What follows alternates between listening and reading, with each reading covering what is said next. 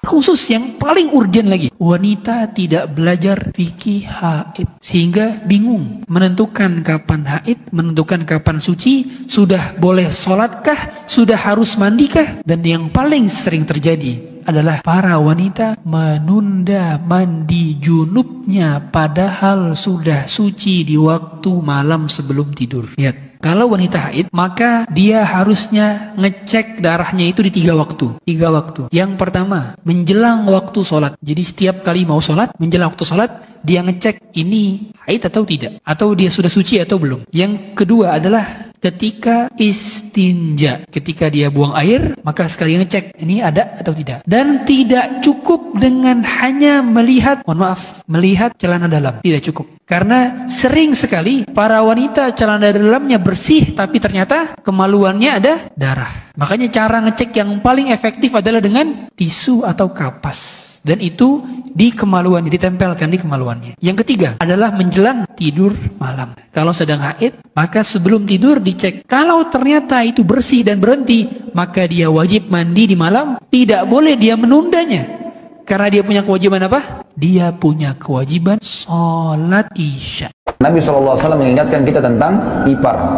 Banyak orang, maaf ini sekalian saya ingatkan di Indonesia, karena kakak ipar, adik ipar dianggap seperti saudaranya sendiri. Maka kadang-kadang ada kakak iparnya yang perempuan dibonceng naik motor dengan adik iparnya laki-laki. Gimana caranya? Ini bukan mahram. Atau seorang laki-laki menitipkan istrinya pada saudaranya laki-laki, bujang lagi. Mana bisa? Ada sahabat mengatakan, ya Rasulullah, walhamu, ma balul hamu, apa hukumnya kalau ipar? Hamu itu ipar. Apa kata Nabi? Alhamul maut. Ipar itu justru kematian. Bayangkan kalau seseorang, adik iparnya, adiknya dia selingkuh dengan istrinya dia. Hah? Dia mau marah bagaimana nih? Ini istrinya, ini adiknya. Bahaya sekali. Makanya ipar pun hati-hati. Tetap berlaku padanya hukum-hukum bukan mahram. Dan kalau cerai dengan saudara kita atau meninggal bisa dinikahi.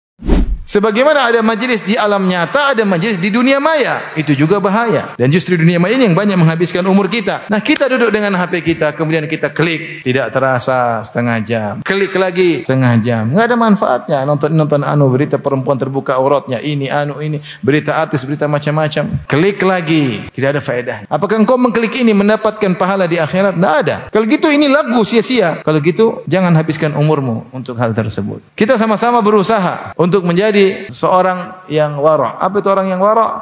Tarku ma la yanfa'u fil akhirah. Tinggalkan perkara yang tidak ada manfaatnya di akhirat.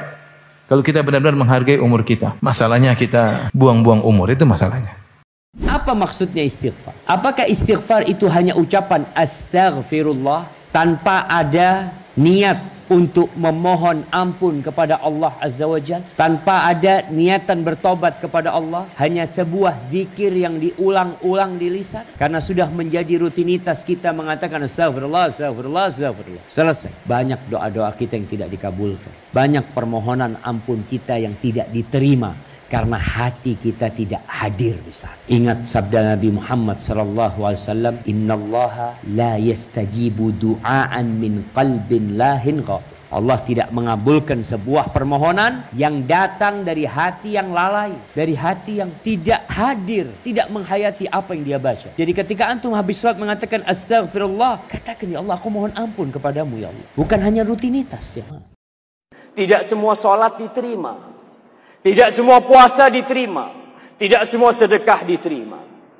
Dalam hadis yang diriwayatkan Imam Tabrani, Rasulullah sallallahu alaihi wasallam mengatakan, "Innar rajula la yusalli salata 60 sanah." Ada orang yang salat, kata Nabi alaihi salatu wasallam, selama 60 tahun salat. 60 tahun rukuk sujud. Lam tuqbal lahu salat. Satu pun solatnya tidak ada yang diterima. Satu pun rukuknya tidak ada yang diterima. 60 tahun dia rukuk sujud. 60 tahun dia ke masjid. Satu pun tidak ada yang diterima. Kenapa?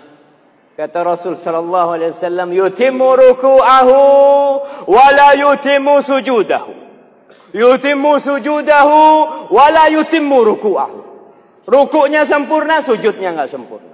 Sujudnya sempurna, rukuknya tidak sempurna. Asal-asal sholat. Allah akan menerima amalan kita kalau amalan kita memiliki dua kriteria. Yang pertama, ikhlas lillahi ta'ala dan sesuai dengan syariat Nabi Muhammad sallallahu alaihi wasallam. Allah Subhanahu wa taala menceritakan apa yang diminta oleh orang-orang yang dibakar di hari kiamat kelak, yang dihancurkan dan disiksa di neraka pada saat itu. Apa yang mereka teriakkan, wa hum yastarikhuna fiha, dan mereka berteriak-teriak mengemis-ngemis kepada Allah Subhanahu wa taala di dalam api neraka. Apakah mereka meminta properti mereka? Apakah mereka meminta semua harta benda mereka? Tidak. Akhrijna, ya Allah, keluarkan kami agar kami bisa beramal, amal yang selama ini kami tidak kerjakan di dunia. Kasih kesempatan untuk kami, kasih waktu untuk kami, agar kami bisa beramal dengan amal yang berbeda dari yang kami lakukan pada saat di dunia. Aku bisa sholat yang selama ini aku sia-siakan, aku bisa puasa Ramadan yang selama ini aku tinggalkan, aku bisa berzikir ba'da sholat yang selama ini setelah aku sholat aku langsung pegang handphoneku, agar aku bisa zikir pagi petang yang selama ini kita acuhkan, pagi tanpa zikir, sore tanpa zikir, agar aku bisa berbuat baik dengan istri dan anak-anakku yang selama ini kita lupakan istri kita khianati dia, kita bermain di luar, nggak ada menjelaskan anak-anak tentang iman, tentang tauhid, tentang bagaimana beribadah kepada Allah. Itu yang kita minta pada saat seseorang berhadapan dengan kematiannya. Induk dari kenikmatan dunia adalah waktu. Rabbirji'un, ya Allah, kembalikan aku ke dunia. Mereka minta waktu. Makanya Nabi SAW mengingatkan dalam sebuah hadis riwayat Tabarani dalam Mujam al-Awsat, kata beliau, thalathun muhlikat, 3 perkara yang pasti membinasakan orang. Kalau ada pada seseorang, binasa dia ini, hancur hidupnya, tidak terarah, ya, tidak diridhoi Allah, tidak disukai manusia. Yang pertama, syuhun muta', pelit yang selalu diikuti, kikir, semuanya serba perhitungan. Biar untuk dirinya sendiri pun perhitungan. Padahal Allah tidak suruh begitu. Silakan, kulu, washrabu, makan, minum. Allah suruh makan, minum. Tapi syaratnya halalan thayyibah, yang halal, yang baik, berkualitas. Gak dilarang. Kenapa pelit gak mau makan buat diri sendiri? Yang penting tidak boleh berlebihan. Allah SWT mengatakan, ya bani Adam, khudu zinatakum inda kulli masjid. Inda kulli masjid. Hai anak Adam, ambil pakaian terbaikmu setiap mau ke masjid. Kenapa pakai baju yang tidak baik? Tunjukkan yang terbaik, kenapa enggak? Gitu kan? Tapi orang kalau sudah pelit, gak mau dia. Bahkan ada orang subhanallah kalau dia pergi meeting bajunya bagus, kalau pergi sholat 5 waktu bajunya kumuhnya luar biasa. Kemudian yang kedua yang membinasakan adalah wahawan muttaba, hawa nafsu yang selalu diikuti tapi yang salah gitu. Ya. Maksiat, hawa nafsu kepada kemaksiatan. Nggak boleh diikutin. Kemudian yang ketiga nih saksi bahasan kita, wa ijabul mar'i bi nafsihi. Bangganya seseorang terhadap dirinya sendiri. Merasa dirinya paling lebih segala-galanya. Nah, ini bahaya sekali. Apa gunanya duduk, apa gunanya ibadah jika seandainya tidak sesuai dengan sunnah Rasulullah SAW? Allah katakan, tasla naran hamiyah, kami bakar ia dengan api yang panas. Itulah orang yang merugi, pelaku-pelaku maksiat, preman-preman di pasar. Jika seandainya mereka rugi di akhirat, mungkin mereka mendapat keuntungan sebagian di dunia. Orang pezina ketika ia berzina, dia menikmati sekalipun dia diazab di akhirat. Akan tetapi orang yang berbuat ibadah tidak sesuai dengan sunnah Rasulullah, rugi dunia dan rugi akhirat. Apa kata Allah Subhanahu wa taala dalam surat Al-Kahfi, "Qul hal nunabbi'ukum bil akhsarina a'mala." Katakanlah hai Muhammad, apakah mau aku kabarkan kepada kalian orang yang paling merugi? Lebih merugi daripada pezina, lebih merugi dari perampok, lebih merugi daripada koruptor. Yaitu apa? Alladzina dhalla sa'yuhum fil hayatid dunya wa hum yahsabuna annahum yuhsinuna sunah. Orang yang telah sesat di dalam beramal dan mereka menyangka mereka di atas kebenaran. Kitab usul fikih dikatakan orang awam itu tidak wajib ngerti dalil. Pada zaman sekarang banyak orang yang dikit-dikit nanya dalil, dalilnya apa? Dalilnya apa? Kan begitu kan? Ono hadisnya taura, ono Qur'annya taura. Nah, di NU tidak. Kemarin Kiai Haji Mustafa Bisri dalam acara Halal Bihalal NU di Jakarta, beliau katakan NU itu tidak. Sejak dulu NU itu dalil bagi jamaah dan pengikutnya ya kiainya. Ya, nggak perlu kemudian dalilnya apa, kalau kiainya melakukan otomatis jamaahnya ngikut. Kenapa? Karena mereka yakin pasti kiai memiliki otoritas di bidang itu, terutama dalam bab dalil. Agama Islam agama dalil, agama Islam agama hujjah. Nggak boleh kita ikut-ikutan.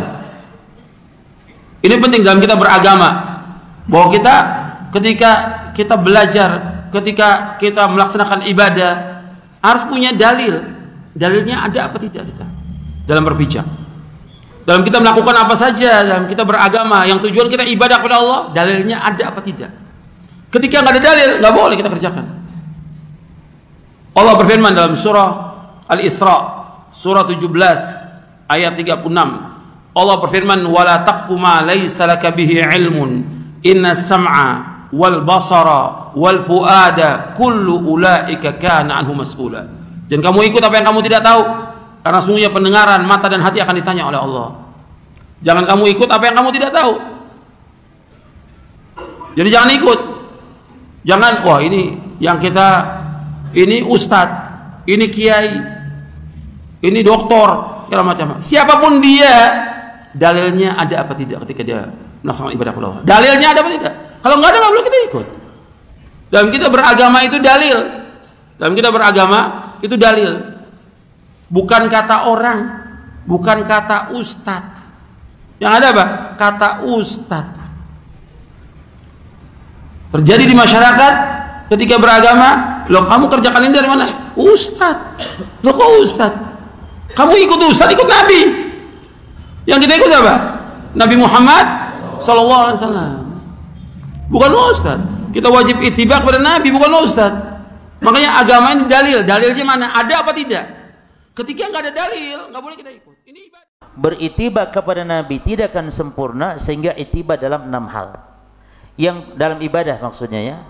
Yang pertama dalam hal sebab ibadah.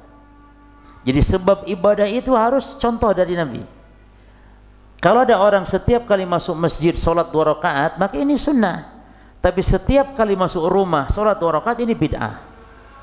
Ya, karena sebab dia sholat tidak ada contoh dari Rasul, yaitu masuk rumah. Jadi nggak ada tahiyatul bait, tahiyatul rumah. Yang ada tahiyatul masjid. Jadi jangan dikiaskan kan setiap kali masuk masjid sholat. Iya itu masjid rumah Allah, kalau ini rumah kita. Nggak ada dalilnya. Setiap kali hujan sholat 2 rakaat, ini bid'ah. Tapi setiap ada gerhana sholat, ini sunnah. Setiap ada yang mati disolatkan, ini sunnah. Ini sebabnya harus ikut kepada contoh Nabi. Yang kedua para jemaah, kaifiatnya, tata caranya. Tata caranya. Jadi kalau Nabi menyebutkan sifat tata cara baik wudu, baik sholat, ya, sesuai dengan sunnah hadis-hadis, maka ini benar berarti. Namun tata caranya tidak seperti dalam hadis-hadis Nabi yang dicontohkan Nabi. Contoh cara wudu misalnya. Coba perhatikan kaum muslimin wudu, hadis mana, riwayat siapa yang wudu itu hanya begini. Ya hanya ngusap telinga begini saja. Tidak ada. Semua hadis-hadis itu dimasukkan ke lubangnya. Lalu ini diusapkan begini. Enggak ada yang cuma begini-begini. Nah ini perlu ditangkan dalilnya. Kalau ada tafadhol silahkan. Kalau ini sunnah Nabi juga mungkin ada hadis lain. Ya, barangkali enggak masalah. Ini salah satu contoh kaifiat jemaah. Yang ketiga tempat ibadah. Seperti kalau tawaf, kalau i'tikaf, itu kan ditetapkan tempatnya. Kalau wukuf ditetapkan tempatnya. Kalau misalnya i'tikaf itu supaya lebih mantap di hutan atau di gua di Mbah Jamrong supaya lebih mantap. I'tikaf. Kan i'tikaf apa? Semedi. Sebenarnya i'tikaf itu semedi jemaah. Cuman semedi yang syar'i, yaitu mengurung diri, mengosongkan diri dari dunia untuk hanya berdua-duaan dengan Allah. Di mana? Di masjid. Makanya kalau sedang i'tikaf nggak usah nganter-nganter jenazah, nggak usah jenguk orang sakit.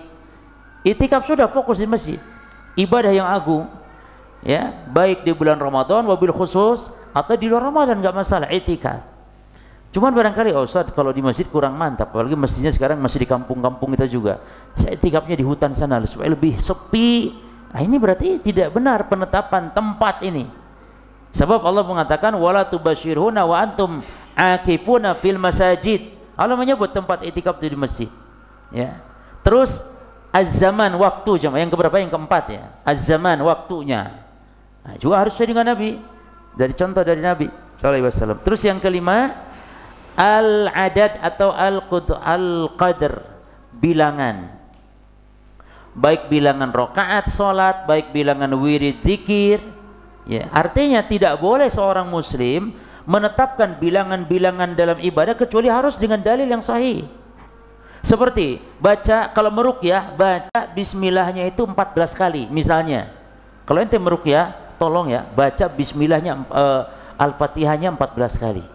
Nah ini perkataan 14 kali, ini butuh dalil jemaah.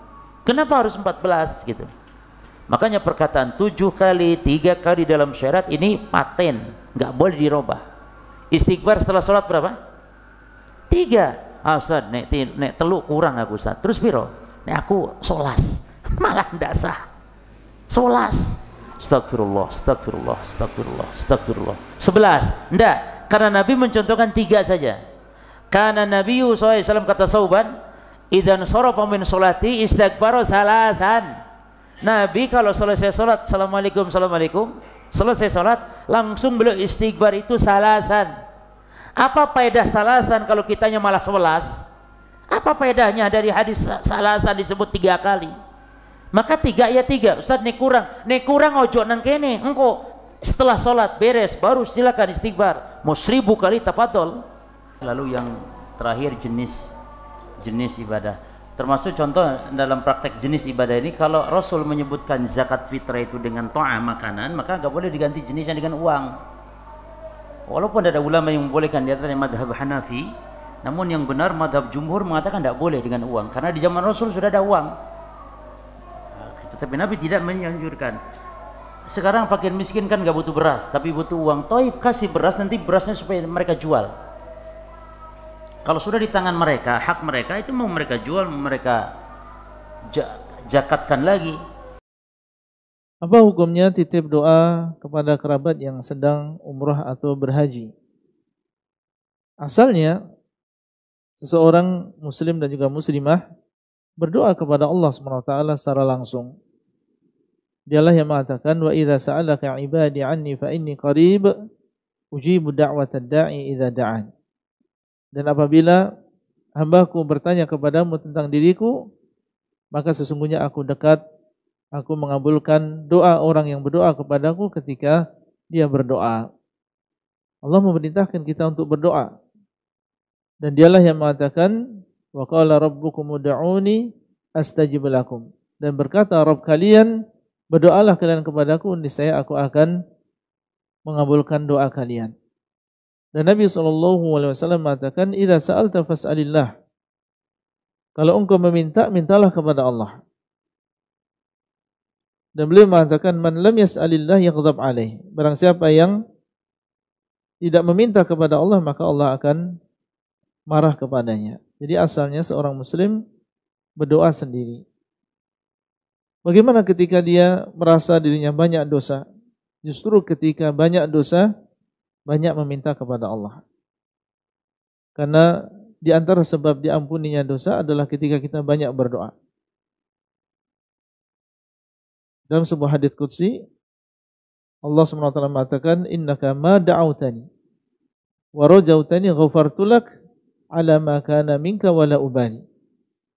Wahai anak Adam, sesungguhnya selama engkau masih berharap kepadaku, masih mau berdoa kepadaku, aku akan mengampuni dosamu.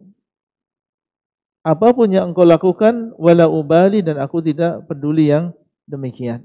Jadi justru kalau kita merasa banyak maksiat, banyak dosa, justru kita semakin banyak berdoa dan mengharap kepada Allah SWT. Kalau ditanya boleh atau tidak, boleh. Ya, seorang mengatakan kepada orang yang mau pergi umrah, nanti kalau tawaf, tolong diselipkan aku di dalam doanya. Atau ketika sa'i diselipkan aku di dalam doanya. Di sana ada memang keadaan-keadaan di mana seorang yang beribadah itu dia dalam keadaan yang mustajab doanya. Dan dalam keadaan safar itu juga termasuk mustajab doanya. Tapi jangan seorang menjadikan ini sebagai atau bertumpu ya, senantiasa meminta kepada orang lain untuk mendoakan. Ada sebagian orang yang menjadikan ini sebagai kebiasaan. Di mana saja dia ketemu orang, dia meminta doanya, sementara dia sendiri kurang berdoa. Nah, ini tentunya kebiasaan yang tercela. Jadi asalnya seseorang berdoa sendiri, meminta kepada Allah dan menunjukkan bahwasanya dia butuh kepada Allah SWT, dan sekedar dia berdoa itu sudah mendapatkan pahala.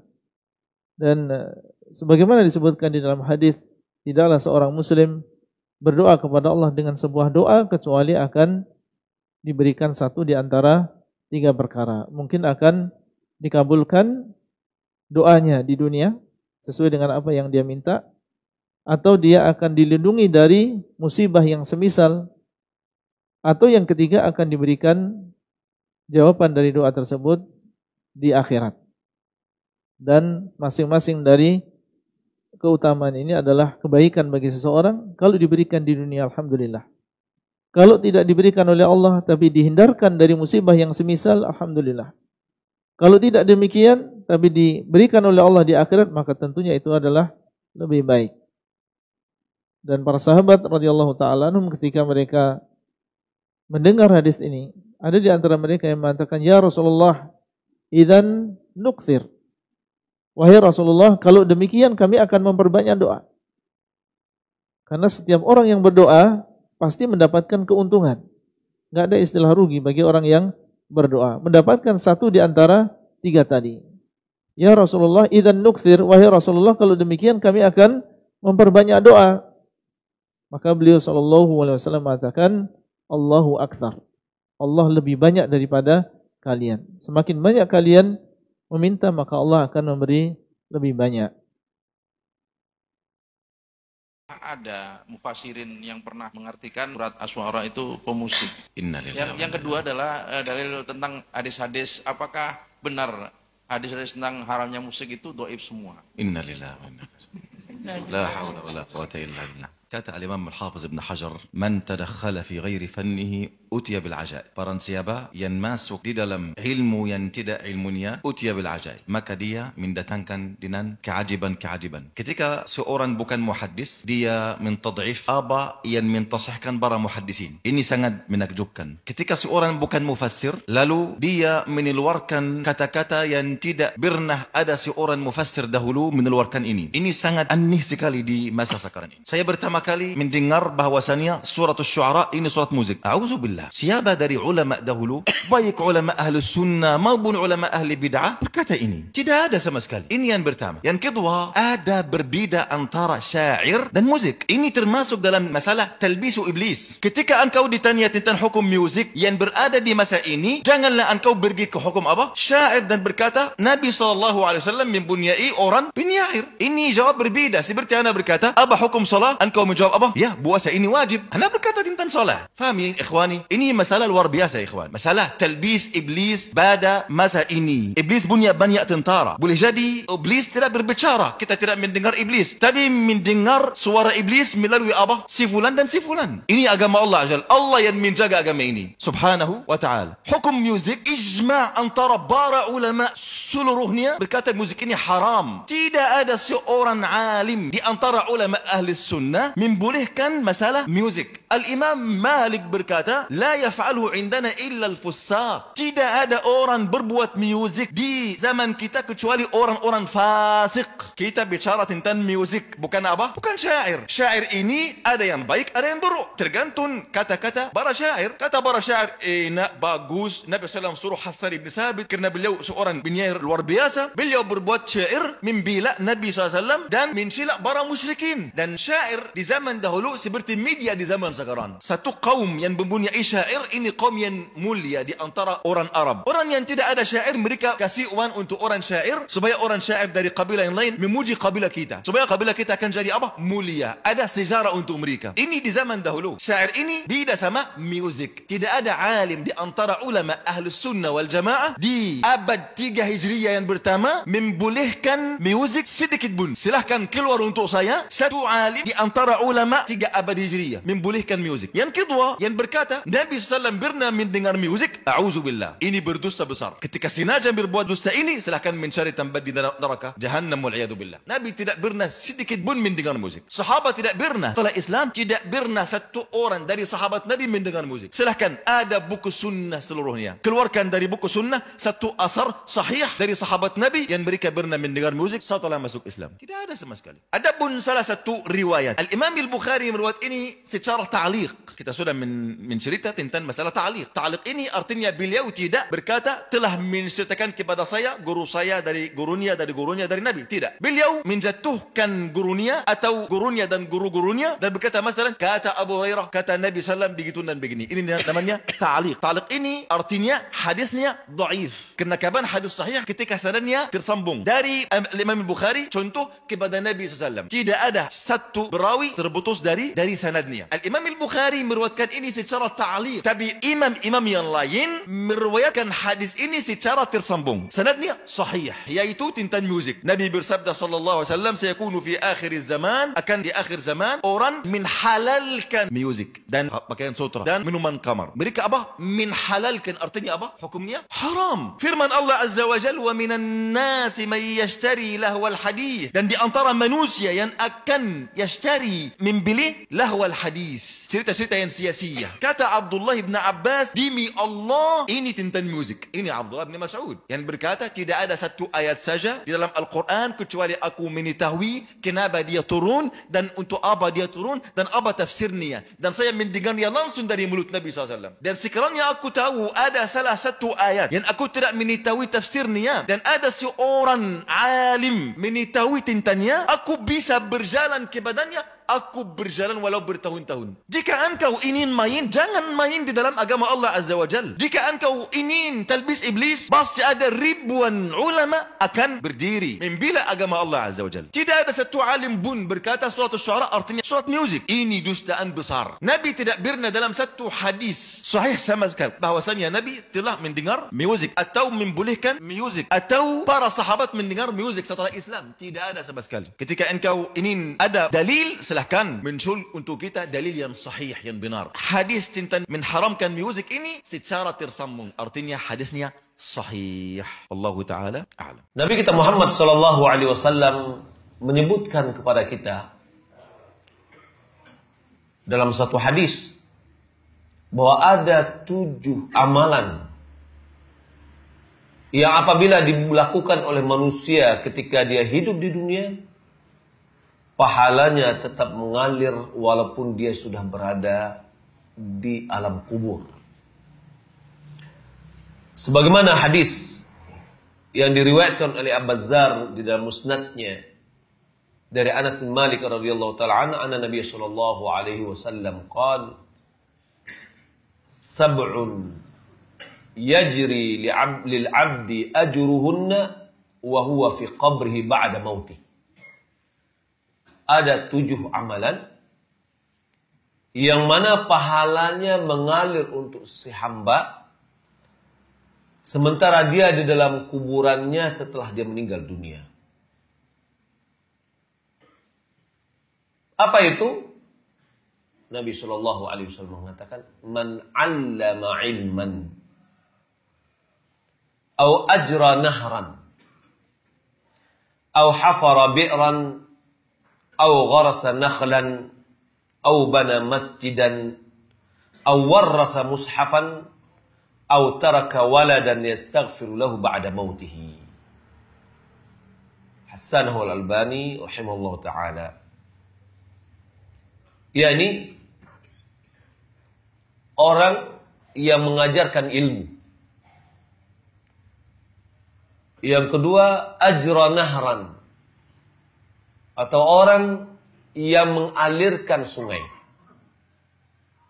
Atau hafara bi'ran, atau orang yang menggali sumur. Kemudian au gharasa nakhlan, orang yang menanam korma. Au bana masjidan, atau orang yang membangun masjid. Au warratha mushafan, orang yang mewariskan mushaf. au taraka waladan yastaghfiru lahu ba'da mautih, atau dia meninggalkan seorang anak yang meminta ampunkan untuknya setelah dia meninggal dunia. Kaum muslimin dan muslimat rahimani wa rahimakumullah. Mari kita memperhatikan sejenak pada pagi ini 7 poin yang disebutkan oleh Nabi kita Muhammad sallallahu alaihi wasallam. Setelah itu mari kita berusaha untuk bisa mengambil bagian dari 7 hal yang disebutkan oleh Nabi ini sebagai salah satu investasi akhirat kita, di mana kita meninggal dunia, amalan itu selalu mengalir. Idza matal insan inqata 'amaluhu illa min 3. Apabila manusia meninggal dunia, amalannya terputus. Imam Nawawi dia mengatakan makna dari amalannya terputus, yakni tidak ada lagi pahala baru baginya. Karena dia sudah meninggal dunia.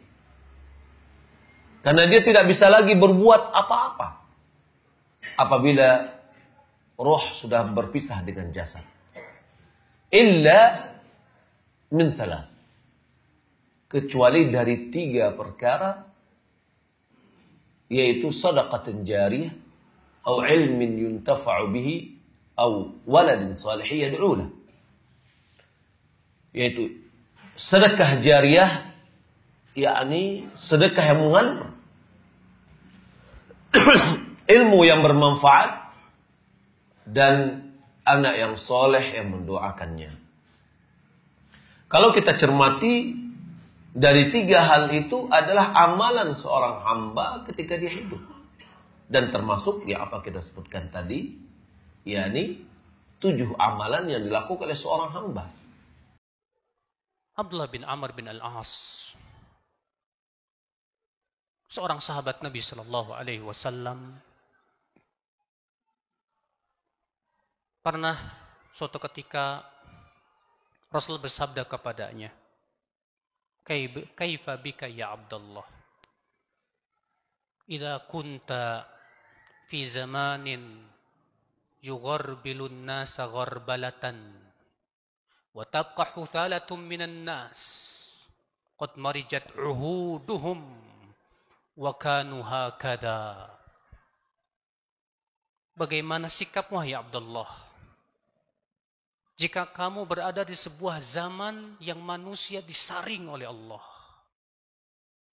dan tersisalah orang-orang yang rusak, di mana mereka sudah tidak dipercaya lagi janji-janji dan sumpah-sumpah mereka, dan mereka seperti ini, maksudnya sudah hancur. Bagaimana sikapmu ya Abdullah? Masya Allah. Rasulullah SAW bertanya kepada seorang sahabat Nabi, di mana Rasulullah mengatakan kepada sahabat ini, bagaimana sikapmu ya Abdullah? Nanti akan datang suatu zaman manusia disaring oleh Allah Subhanahu wa taala. Sebagian ulama menafsirkan maksudnya orang-orang soleh satu persatu meninggal dunia, sehingga tersisalah orang-orang yang rusak, yang tidak mengenal Allah, yang sudah tidak peduli dengan sholat, tidak peduli dengan agamanya lagi, tidak peduli apakah ini halal dan haram. Bagaimana sikapmu ya Abdullah? Perhatikan. Maka Abdullah bin Amr bertanya, "Madza ta'murun ya Rasulullah?" Apa yang kau perintahkan aku, hai Rasulullah SAW? Kalau aku mendapatkan zaman seperti itu, hai Rasulullah. Dengarkan saudaraku, ini petuah Rasulullah SAW. Apa kata Rasulullah? Ilzam baitak. Pegang rumahmu. Maksudnya pegang rumahmu apa? Jadikan rumahmu adalah tempat keselamatanmu dari berbagai macam fitnah itu. Jadikan tempatmu, rumahmu tempat tinggal yang paling damai, yang bisa menyelamatkan kamu dari fitnah dunia dan fitnah yang ada di zaman itu. Ilzam baitak. Wa khudh ma ta'rif, ambil yang kamu lihat itu ma'ruf.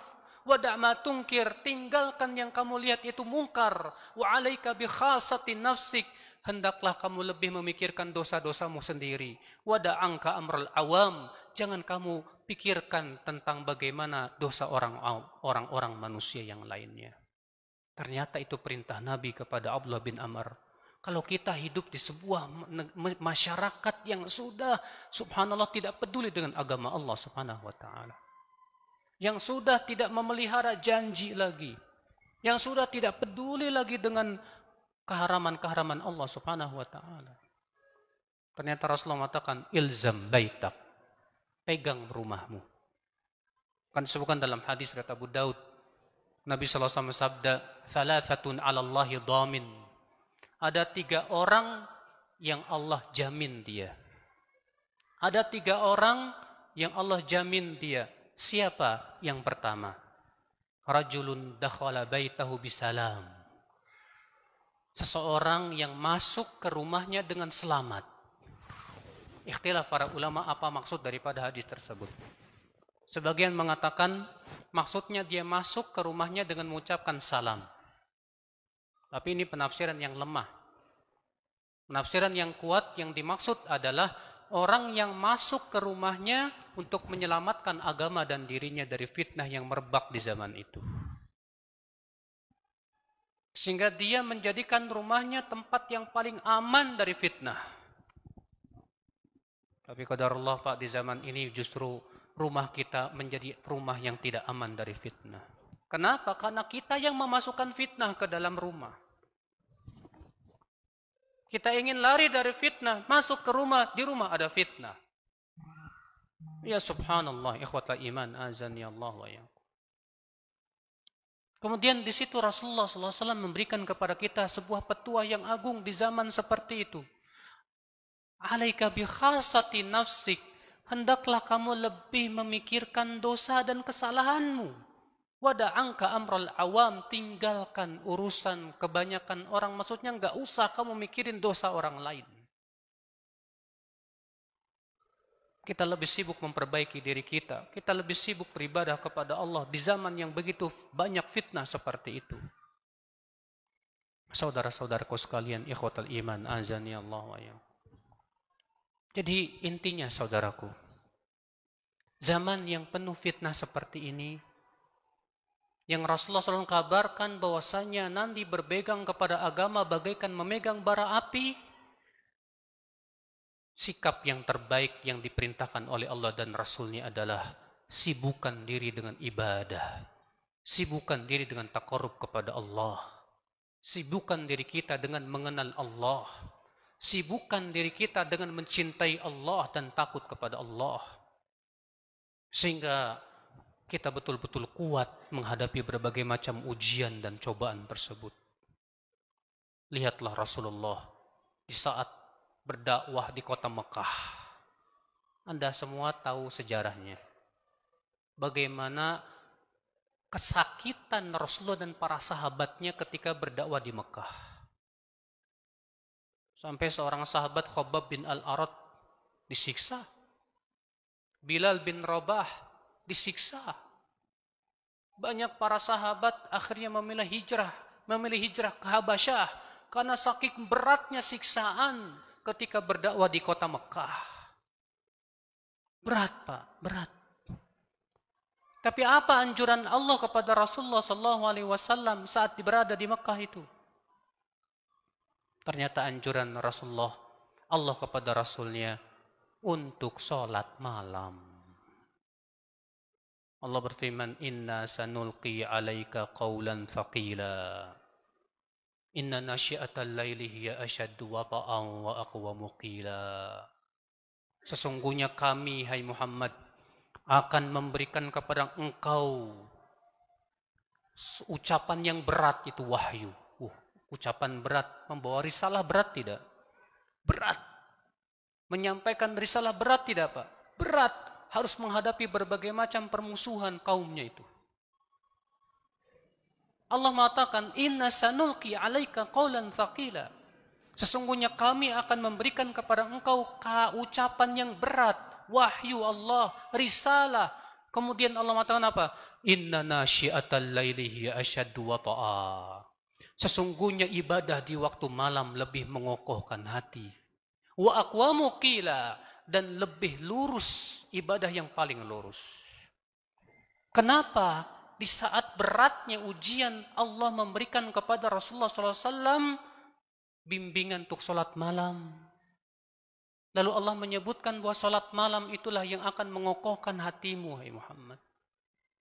Karena iya ya akhi, dengan ibadah kepada Allah, dengan kita taqarrub kepada Allah, dengan kita mendekatkan diri kepada Allah, itulah yang menjadi modal kekuatan hati kita.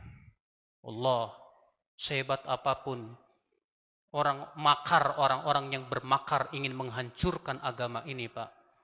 Tapi kalau akidah kita, keyakinan kita kepada Allah sudah sangat kuat, demi Allah, sehebat apapun makar mereka, walaupun makar mereka bisa menghancurkan gunung, itu tidak akan membahayakan kita. Makanya Allah mengatakan, wa in tasbiru wa tattaqu la yadurrukum kaiduhum syai'a. Jika kamu terus bersabar, wa tattaqu, dan kamu terus bertakwa dalam memegang perintah Allah dan menjauhi larangannya, la yadurrukum kaiduhum syai'a, tidak akan membahayakan kamu makar mereka sedikit pun juga. Walaupun makar mereka, wa in kana makruhum litazula minhul jibal, walaupun makar mereka bisa menghancurkan gunung sekalipun, tapi kalau dilawan dengan terus sabar, terus bertakwa, terus berpegang kepada agama ini, berpegang kepada perintah dan menjauhi larangan Allah, dia tidak peduli dengan cercaan orang-orang yang mencerca, tidak peduli dengan cemoohan orang-orang yang mencemooh, tidak peduli, dia terus bertakwa dan sabar. Wallahi, janji Allah pasti benar. Janji Allah benar. Bahwasanya orang yang terus bersabar dan bertakwa tidak akan memberikan bahaya kepada dia makar dan tipu muslihat mereka. Wallah. Jemaah sholat subuh yang kami hormati, kita masih akan melanjutkan pembahasan tentang syarat taubat nasuha, di mana pada pertemuan yang telah lalu kita telah menyebutkan bahwa seseorang taubatnya akan dianggap serius, akan diterima oleh Allah Azza wa Jalla, sebagaimana dijelaskan oleh Imam Nawawi rahimahullah, harus memenuhi 4 syarat. Yang pertama adalah meninggalkan perbuatan dosa. Yang kedua, menyesali atas apa yang dia lakukan dahulu.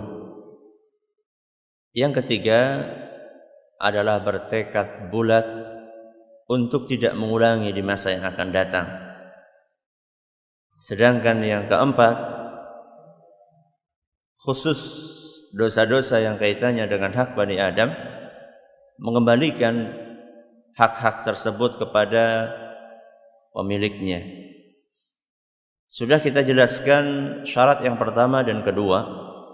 Pada pagi hari ini kita akan sedikit mengupas syarat yang ketiga, yaitu bertekad bulat untuk tidak mengulangi.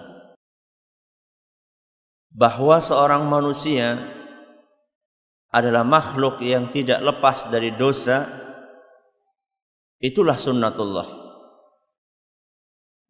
Yang membedakan antara manusia yang beriman dengan yang tidak, manakala orang yang beriman melakukan perbuatan dosa, setelah dia menyesal akan perbuatan tersebut, dia memiliki tekad yang bulat bahwa saya tidak ingin mengulangi perbuatan dosa ini di masa yang akan datang.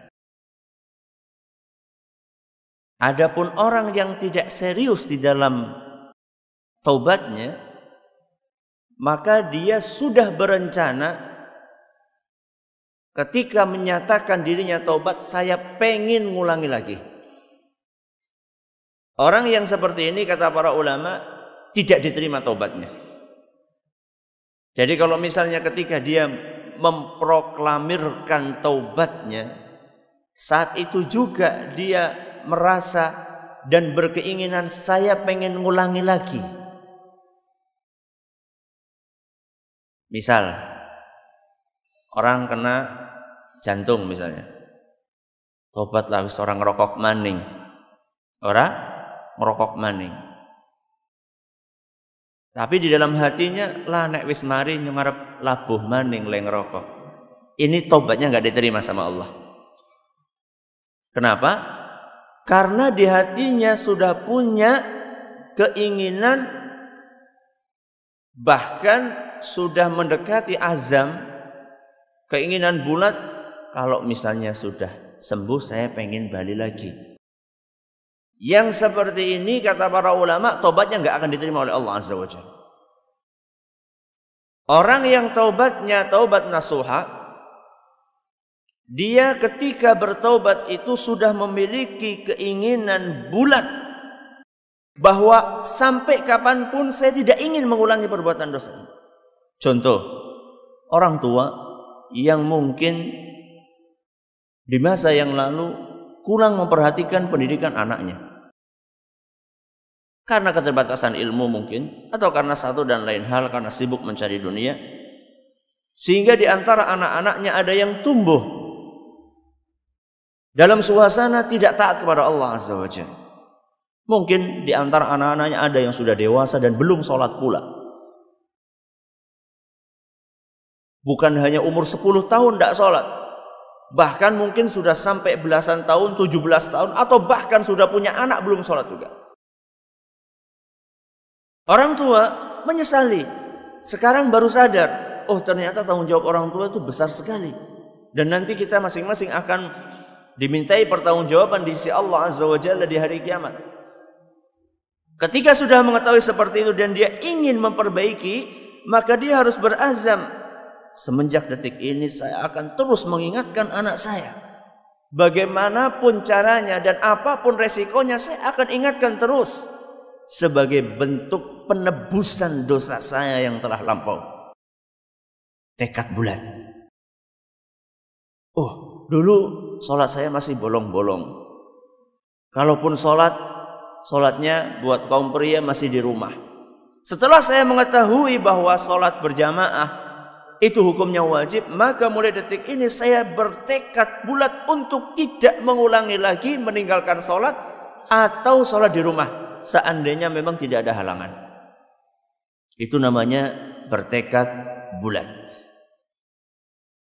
Namun beda antara seorang sudah bertekad bulat, kemudian ternyata beberapa hari, beberapa bulan, beberapa tahun kemudian dia kalah dengan setan karena godaan yang sangat besar dari setan. Seandainya ada seorang hamba, dia sudah bertekad, ya Allah saya bertekad untuk tidak mulai perbuatan dosa ini kembali. Dan dia memang betul-betul Allah tahu dia jujur dalam hatinya, berkeinginan kuat untuk tidak mengulangi. Akan tetapi karena godaan setan yang begitu besar, akhirnya dia terjerumus kembali kepada perbuatan dosa tersebut.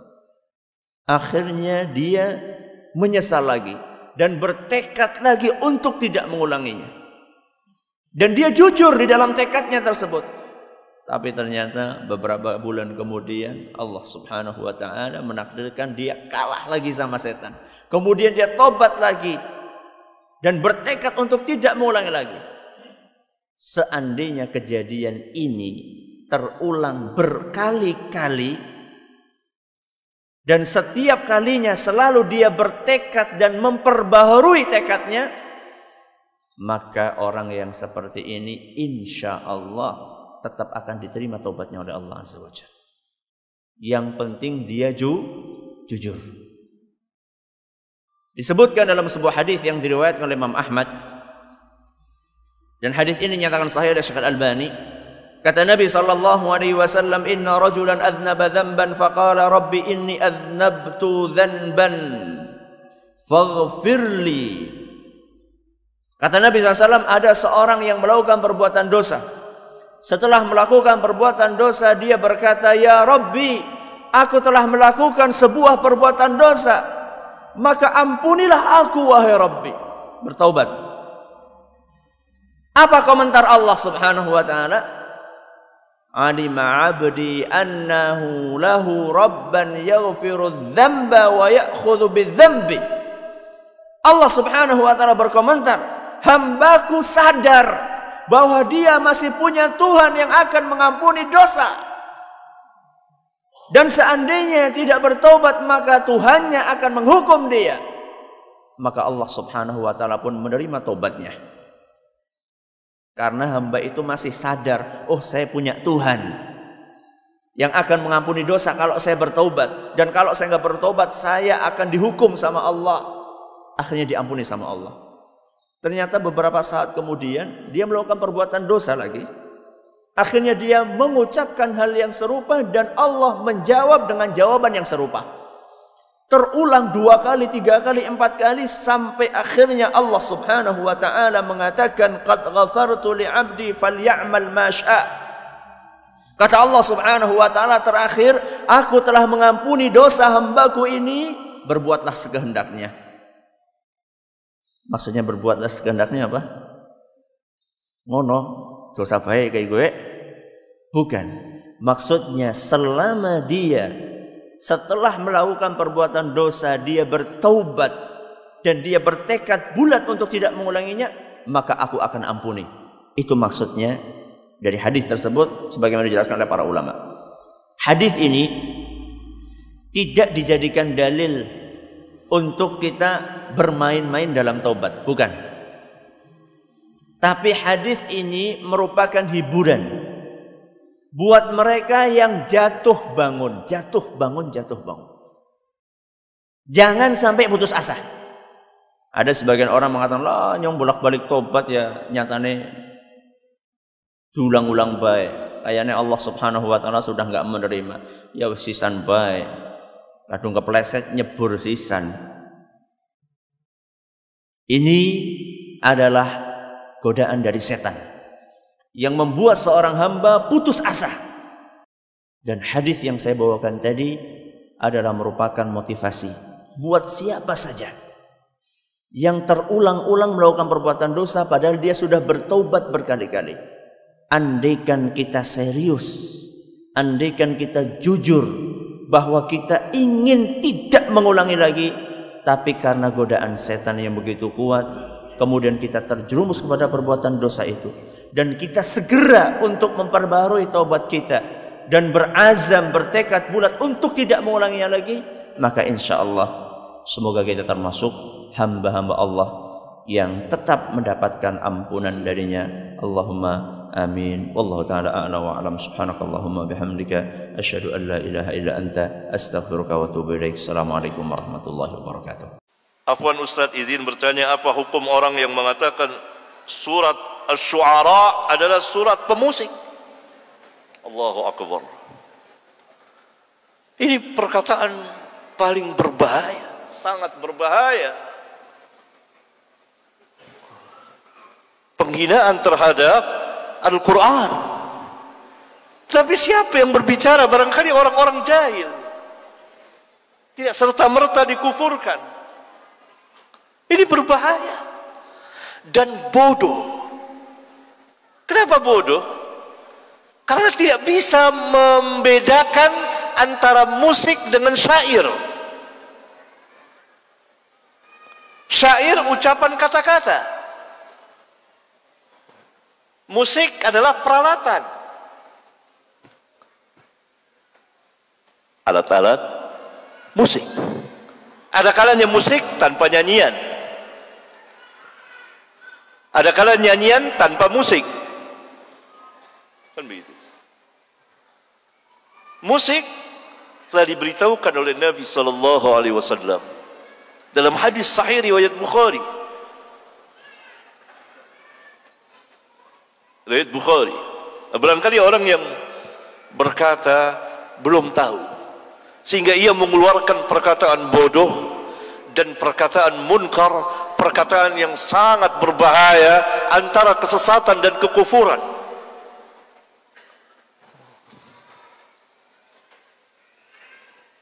Karena musik diharamkan di dalam Islam berdasarkan hadis riwayat Al-Imam Al-Bukhari. Dan tidak pernah dinamakan surat ini surat pemusik.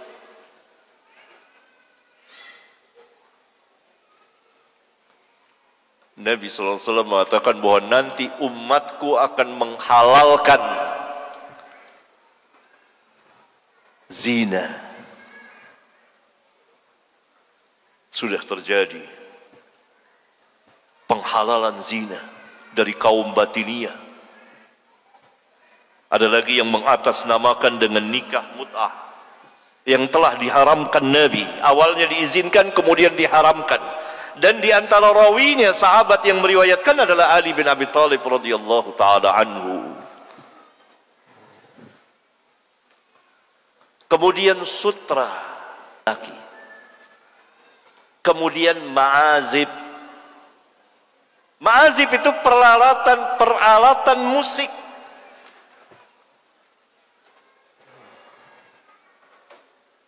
Dan mereka nanti akan diubah mukanya, diubah jisimnya. Hadis di Bukhari, dan saya menjelaskannya dengan panjang lebar dengan takhrij ilmiah insyaallah taala di kitab Al-Masail jilid 13. Bagi antum yang ingin tahu kedudukan hadis ini, silakan baca. Ya, hadis panjang. Berarti peralatan musik itu diharamkan. Nah, ini dia. Kataan seperti ini, perkataan ini tidak pakai sunnah, hanya hadis saja. Hanya Quran saja, tidak pakai hadis. Ini kufur. Karena itu mereka mengatakan Al-Quran tidak menjelaskan salat. Jadi salatnya ingat-ingat saja. Kapan waktu ingat, ya itu udah salat. Ini ajaran yang sesat. Begitu juga yang melegalkan ini musik, bahkan dinamakan lagi surat Asy-Syu'ara. Syu'ara itu artinya para penyair. Di dalam surat ini dibagi dua para penyair itu. Penyair yang sesat diikuti oleh orang-orang yang sesat, dan para pengikut syaitan. Mereka bersyair dengan syair-syair yang tidak pernah mereka lakukan, bahkan dengan syair-syair yang menyerang Islam. Yang kedua, dikecualikan oleh Allah, kecuali para penyair yang beriman. Cari surat Asy-Syu'ara cepat, ayat terakhir. Kecuali orang-orang yang beriman dan beramal saleh, dan mereka membela sesudah mereka teraniaya, yakni dari syair-syair orang-orang kufar yang mencela Islam, yang mencela Nabi yang mulia. Mereka bela, mereka jawab dengan puisi-puisi mereka, dengan syair-syair mereka. Jadi dua, ini penyair tidak ada sangkut pautnya dengan musik, nyanyian. Nyanyian itu boleh tanpa musik, tapi bagi perempuan. Kalau laki nyanyi, banci. Ulama yang mengatakan, bukan saya. Periksa kitab ulama. Di antaranya Syekhul Islam bin Taimiyah. Karena biasa yang bernyanyi itu adalah perempuan. Boleh. Nyanyikan buat anaknya, Nina Bobo atau apa. Laki tidak, laki bersyair sesuai dengan sifatnya, gagah, keren. Bersyair, berpuisi, bukan bernyanyi. Adapun alat musik haram berdasarkan hadis tadi, ikhwan, akhwat. Ma'azib. Nah, sekarang kita dengar suara musik di mana-mana. Bagaimana dengan kita ini? Itu kita mendengar, kenapa kuping kita nggak budek gitu. Kita dengar, tidak berdosa kitanya. Bukan kita yang mainkan atau apa. Ma'azib. Nah, inilah bodoh, kejahilan. Syu'ara, penyair. Ada surat.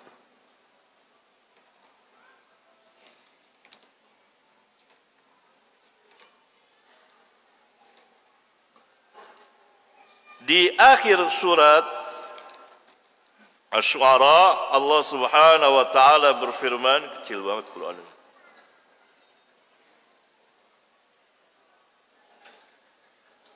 Wasy-syu'ara'u yattabi'uhumul ghawun.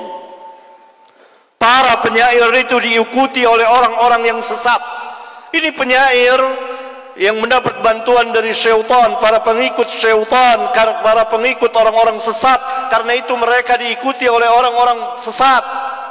Kenapa dikatakan demikian? Karena syair-syairnya menyerang Allah, menyerang Nabi Muhammad sallallahu alaihi wasallam, menyerang Islam. Oleh karena itu Allah Subhanahu wa taala katakan, "Alam tara annahum fi kulli wadi yahimun." Tidakkah engkau lihat mereka di setiap lembah mereka mengembara dengan ungkapan-ungkapan, puisi-puisinya, syair-syairnya yang menyerang Islam. Dan syair-syair yang puji-pujian yang dan kata-kata yang mereka sendiri tidak melakukannya. Wa annahum yaquluna ma la yaf'alun. Mereka mengatakan apa yang mereka tidak lakukan. Ini para penyair sesat, para penyair kafir, orang-orang kufar. Sekarang banyak, bahkan dengan karikatur mereka serang Nabi Muhammad SAW. Harus bangkit orang-orang yang ahlinya menyerang juga, menjawab mereka, dan telah dijawab oleh para ulama. Kemudian Allah Azza wa Jal menutup firman-Nya, illal ladzina amanu wa 'amilus shalihat. Kecuali orang-orang yang beriman dan beramal saleh, yakni kecuali para penyair yang beriman dan beramal saleh. Tidak dikatakan pemusik. Ini mendustakan Al-Quran. Ini orang syu'ara, penyair. Wa dzakarullaha katsiran, dan mereka banyak sekali mengingat Allah. Wantasaru, dan mereka membela, menjawab syair-syair, puisi-puisi dari orang-orang kufar yang menyerang Islam. Min ba'di ma zulimu, sesudah mereka dianiaya, terzalimi dengan serangan-serangan puisi dari orang-orang kufar itu, yang menyerang Nabi mereka, yang menyerang Allah Subhanahu wa taala, yang menyerang Islam, dijawab oleh mereka dengan puisi, dengan syair, dengan tulisan, dengan lisan. Wasaya'lamul ladzina zalamu ayyamun qalabi yanqalibun. Itu subhanallah ikhwan, akhir zaman sampai ada yang mengatakan seperti ini, menamakan surat Asy-Syu'ara adalah surat pemusik, yang alat-alat musik itu diharamkan berdasarkan hadis tadi. Dan surat ini Asy-Syu'ara, penyair, bukan pemusik dan penyanyi. Sampai ada yang mengatakan seperti ini. Tidak perlu sholat, karena sholat tidak dijelaskan dalam Al-Quran tata caranya. Jahil. Inilah dari ajaran-ajaran batiniyah, dari ajaran-ajaran kesesatan, dari ajaran-ajaran kufur. Tetapi kaum muslimin yang melakukannya, barangkali mereka belum sampai ilmunya, barangkali mereka jahil, mereka dimasuki kerancuan syubhat di kepala mereka. Semoga Allah Subhanahu wa taala memberikan hidayah dan taufiknya kepada kita dan kepada mereka. Sampai di sini. Subhanakallahumma wa bihamdika asyhadu an la ilaha illa anta astaghfiruka wa atubu ilaik.